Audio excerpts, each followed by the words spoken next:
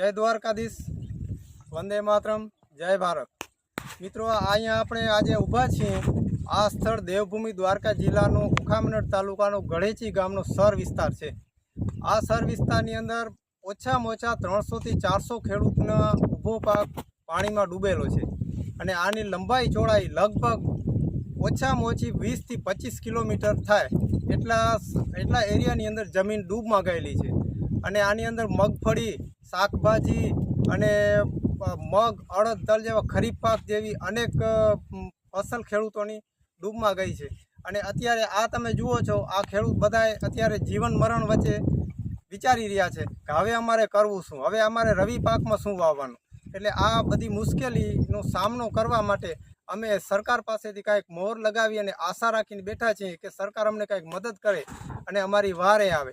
મિત્રો, આ જ્યારે સૂકો પ્રદેશ હતો, જ્યારે આ વરસાદ નહોતું થતું ત્યારે તો અમારી પાસે કેટલીઓ સંસ્થાઓ આવતી, કેટલા રાજનેતાએ આવતા અને કહેતા કે ભાઈ અમે તમને બિયારણ આપીએ, અમે તમને દવા આપીએ, અમે તમને ખાતર આપીએ। પણ આ છેલ્લા 3 મહિનાથી આ ખેડૂતોની કોઈ હાલચાલ પૂછવા અહીંયા કોઈ પ્રશાસન નથી આવ્યું, નથી કોઈ સંસ્થા આવી અને આ ખેડૂતો છે ને પોતાની દિલની વેદના તમને તમારી કેમેરા સામે મૂકશે અને આ ચિત્ર અમે એ માટે દેખાડીએ છીએ કે આ વિડીયો તમામ પ્રશાસન સુધી પહોંચે અને છેક વિજય રૂપાણી સુધી પહોંચાડો કે આ ખાલી ગળેચી સર વિસ્તારના ખેડૂતોની હાલત નથી, આ સમગ્ર ઓખા મંડળના ખેડૂતોની હાલત છે અને આ ખેડૂતોને જો મદદ કરવામાં નહીં આવે તો આ ખેડૂતો પાયમાલ થઈ જશે। આ ખેડૂતો પાસે કાંઈ નથી, આનો મુખ્ય વ્યવસાય ખેતી અને પશુપાલનનો છે। તો પશુપાલનને ચરાવવા માટે સીમાડે નથી રહી અને જમીન બધી ડૂબમાં છે। હવે આ સીમાડો 3 થી 4 મહિને આમાંથી પાણી સૂકશે અને એના પછી ખેડૂત શું કરશે એ તો હવે ખેડૂત જાણે અને ભગવાન જાણે। અને મિત્રો, હજી તમને આ વિડીયોના માધ્યમથી તમને ખેડૂતોના જે મકાન છે એની અંદર પાણી છે એ પાણી તમને દેખાડશું, કારણ કે નકર તો કોઈ આ વિડીયો જોનારને એવું લાગશે કે આ ખેડૂતો તળાવનો વિડીયો કરીને મૂકેલો છે, નદીનો વિડીયો કરીને મૂકેલો છે કે કોઈ નહેરનો વિડીયો કરીને મૂકેલું છે, તો ખરેખર એવું નથી। આ જમીન છે, આ ખેડૂતો છે, અહીંયા વાડી વિસ્તાર છે અને અહીંયા લોકો રહેતા હતા। તો એ માટે તમને આ દ્રશ્ય અમે દેખાડીએ છીએ। આ ગળેચીનું ચિત્ર છે, આ કદાચ ચિત્ર સમગ્ર ઓખા મંડળનો હશે, કદાચ સમગ્ર ગુજરાતનો હશે। તો આવા વખતે ખેડૂતોને જો સરકાર મદદ કરવા નહીં આવે તો ખેડૂતો કફોડી હાલતમાં જીવન જીવવાનો વારો આવશે અને ખેડૂતોનો બીજો કોઈ રસ્તો નથી। વીમા કંપનીઓએ હાથ ઊંચા કરી દીધા છે, ખેડૂતોએ જ્યારે ધિરાણ ઉપાડ્યું ત્યારે એના વીમાના પ્રીમિયમના પૈસા કાપી લીધા હતા, પણ અત્યારે ગુજરાત સરકાર તરફથી એવું કહેવામાં આવે છે કે વીમો તો છે નહીં, તો હવે વીમાના પ્રીમિયમના પૈસા કાપી લીધા, વીમો છે નહીં તો ખેડૂતનો બીજો રસ્તો શું।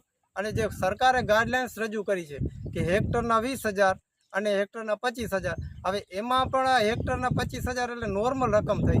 આમાં હેક્ટરમાં 20,000ની તો સામાન્ય રીતે ખેડૂત ખેડ કરે છે અને આમાં આ સરકારની ગાઈડલાઇન્સ છે જે જાહેરાત કરી છે એમાં તો એમ કહે છે કે 24 કલાકની અંદર 48 કલાકમાં 25 ઇંચ વરસાદ થાય તો આ મળે, પણ એવું તો અહીંયા કાંઈ થયું નથી। અહીંયા તો સતત 3 થી 4 દિવસની અંદર 50 ઇંચ વરસાદ થયો છે અને આ વરસાદ જો તમે અહીંનો તો તમે માપતા નથી।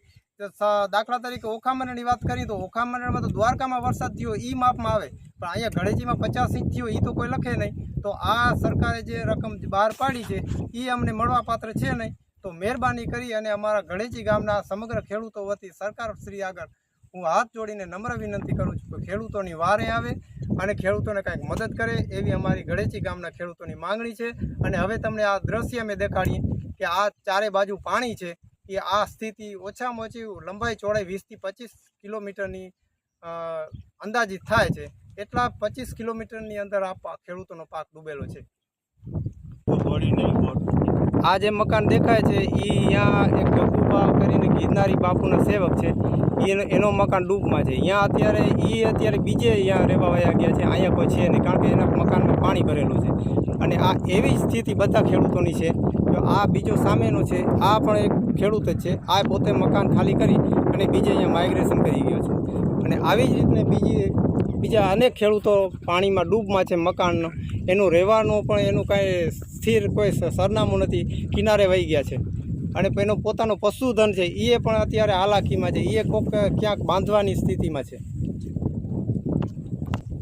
આ ખેડૂતનો બોર છે, જો ઊભી વાડી ચાલુ વાડી હતી અને બોર ડૂબમાં છે, અત્યારે એના બોર ઉપર આટલો પાણી છે એવી બધી આખા ગળેચીના સર વિસ્તારના તમામ સીમાડામાં આ જ સ્થિતિ અને આ દશા છે.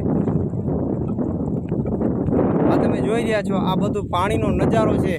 એ એક સમંદરે નથી, તળાવે નથી કે નદીએ નથી, આ ખેડૂતોના ખેતરોનું પાણી છે અને વાડી વિસ્તારોના પાણી છે. આ ઓછામાં ઓછી લંબાઈ ચોડાઈ આની 20 થી 25 કિલોમીટરની અંદર થાય છે અને આટલા ખેડૂતો ડૂબમાં છે.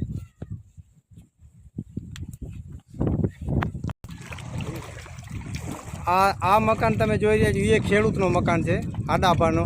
અત્યારે 3 મહિના થયા એ વહી ગયા છે ક્યાંક રહેવા બાજુના ખેતરમાં, એના પોતાના સગા સંબંધીના ખેતરમાં વહી ગયા છે. હવે 4 થી 5 મહિના સુધી આ છે ને પાણી ફૂકે એમ છે નહીં. હવે આને 4 મહિના સુધી અહીંયા જ રહેવાનું. હવે આ તમે જોઈ શકો છો, આ બધા મકાન ડૂબમાં છે.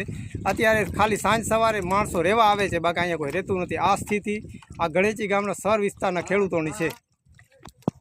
અત્યારે આ ખેડૂતો જે ખેતરમાં ઊભા છે ને એટલું પાણી એક ખેતરમાં છે. હજી તો અમે કિનારા ઉપર છીએ, હજી એની આગળ જતાં ખેડૂત છે ને આ 5 થી 7 ફૂટ પાણી ખેતરોમાં ભરાયેલું ઊંડાઈવાળું છે. આ ખેડૂતો છે એ ખેતરમાં છે. અત્યારે આટલું પાણી ખેતરમાં છે, તમે જુઓ.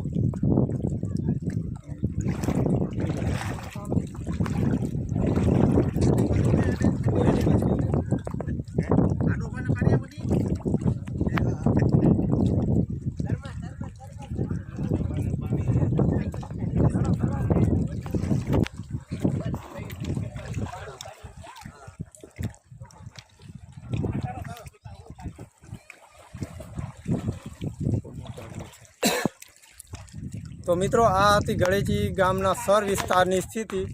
તો આ વિડીયોના માધ્યમથી આપ સૌને આ જાણ થાય કે ગળેચી ગામના ખેડૂતો કેટલી મુશ્કેલીમાં છે.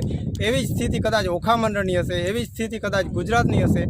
તો સરકારશ્રી આગળ અમે આશા રાખી છે, હજી ખેડૂતનો એક આશાનો કિરણ છે કે સરકાર એના જે નુકસાનીનું કાંઈક વેતન આપે એવી આશા રાખીને બેઠા છે. મિત્રો, તો આ વિડીયો એટલું શેર કરો કે તમામ ખેડૂતો સુધી પહોંચે, તમામ પ્રશાસન સુધી પહોંચે અને તમામ અધિકારીઓ સુધી પહોંચે. બસ આટલું તમને અમે દર્શાવીએ છીએ ચિત્ર ગળેચીનો. બાકી તો દોસ્તો, એક દિન જી કર દેખો જિંદગી કિસાન કી, कैसे वो मिट्टी से सजा देता है थालियाँ हिंदुस्तान की. ચારે બાજુ પ્રતિકૂળતાના વાદળા ઘેરાયા હોય, નિરાશાના વાયુ વાતા હોય અને દુઃખના ઓળા ઉતરતા હોય, એવા વખતે ખીલી ઉઠે એનું નામ ભારતનો ખેડૂત હોય. જય દ્વારકાધીશ, વંદે માતરમ, જય ભારત.